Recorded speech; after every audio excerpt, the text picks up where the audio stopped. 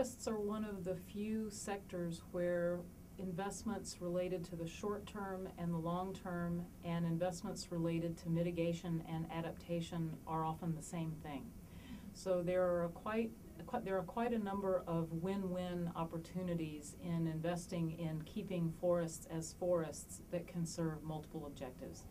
So for example, forests are able to buffer communities and societies in the near term from climate variability, the severe storm events, heavy rainfall, droughts that are already being experienced in many parts of the world and that are predicted to become more frequent and severe in the future.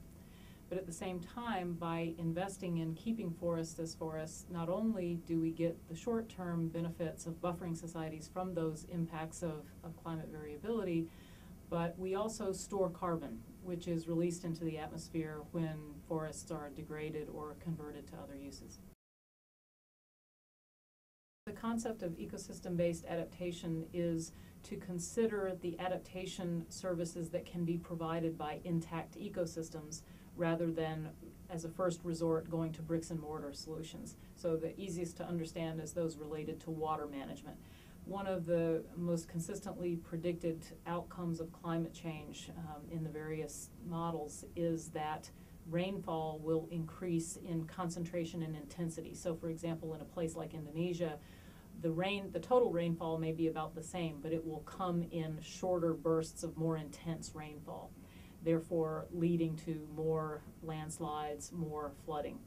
And so traditionally, the response to adapt to that change in rainfall patterns would be to build more reservoirs or to shore up the hardware for channeling water. Ecosystem-based adaptation encourages governments to think about maintaining ecological infrastructure. In other words, for example, forested watersheds or watersheds with natural vegetation, which can help control hydrological flows in the face of those kinds of extreme weather events.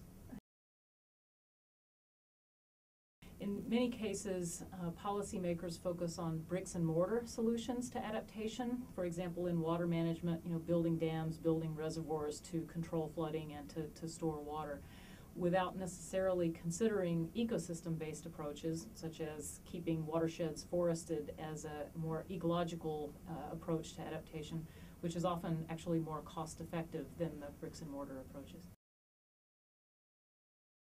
I think climate change poses an unprecedented challenge to human society, both in its uncertainty, in its scale, its potential magnitude of impacts, and the fact that it challenges our political systems, which tend to be focused on short-term results rather than planning for the long term. It also poses very profound challenges of equity, because there will be winners and losers as the climate changes, and winners and losers that will result from any particular climate change mitigation or adaptation strategy. So no, I don't think anyone would say that our current institutions are ready to deal with those challenges. I think, again, I would come back to investing in institutions, because having systems of information and systems of incentives that can link national governments to local communities or can link across sectors, for example, across the forestry sector or the agriculture sector or the transportation sector for that matter, are institutions that we need in the short term to respond to some of the disasters that are happening now.